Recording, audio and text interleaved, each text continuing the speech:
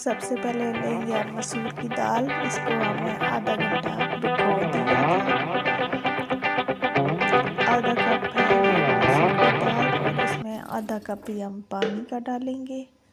अब इन दोनों चीज़ों को ग्राइंड कर लेंगे। जब ये अच्छी तरह ग्राइंड हो जाएगा तो हम इसमें डालेंगे बेसन,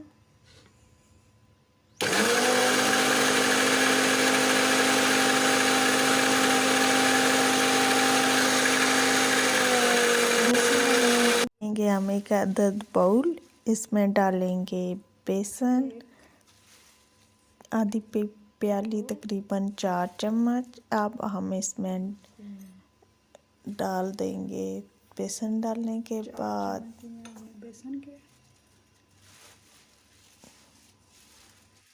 अब इसमें हम डालेंगे जो हमने ग्राइंड की है मसूर, वो वाला पानी। और अब इसमें डालेंगे नमक हाफ चम्मच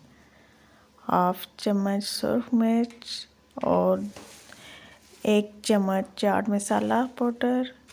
अब इन तीनों को अच्छी तरह मिक्स करेंगे और इसको गाढ़ा करेंगे और अच्छा सा पेस्ट बना लेंगे।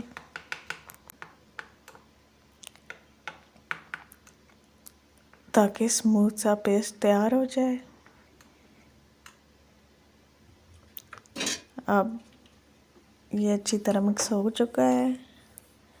अब हम चूल्हे को ऑन करेंगे और ऑयल को गर्म होने देंगे।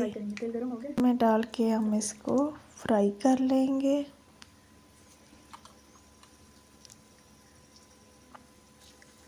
गोभी के मैंने छोटे छोटे फूल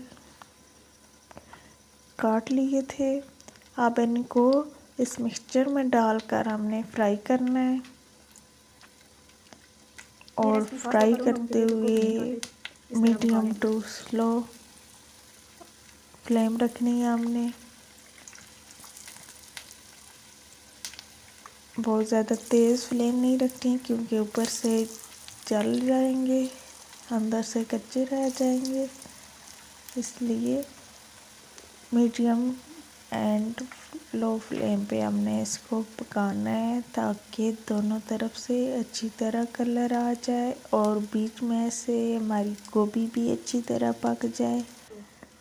आप जब भी ये बनाएंगे तो इंशाल्लाह जो गोभी नहीं खाते लोग वो भी खाएंगे, उनको भी बहुत पसंद आएगी। एक बार ट्राई ज़रूर कीजिएगा।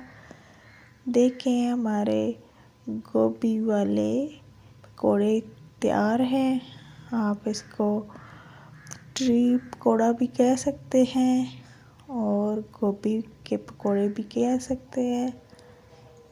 ये सिंपल झटपट पकने वाली रेसिपी है, आपको बहुत पसंद आएगी। आप 5 मिनट में ये ट्री पकौड़ा रेडी।